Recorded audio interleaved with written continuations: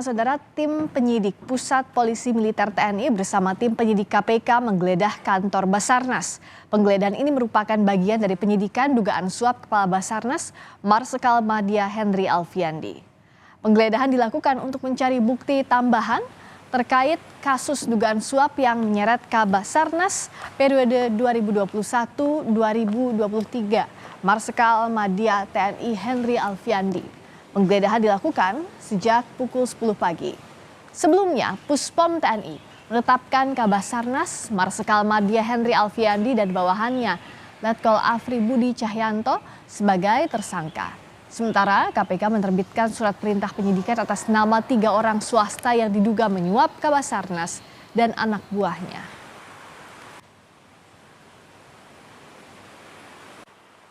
Kegiatan penyidikan dugaan korupsi suap pengadaan di Basarnas RI dengan 5 orang sebagai tersangka, baik itu pemberi dan penerima.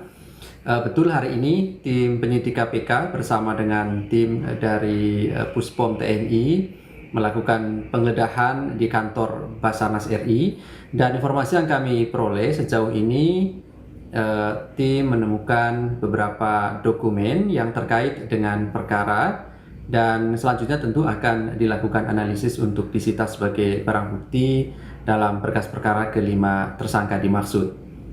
Perlu kami tegaskan kembali, saat ini KPK dan TNI akan terus kolaborasi dalam menyelesaikan proses penyidikan hingga tuntas nantinya.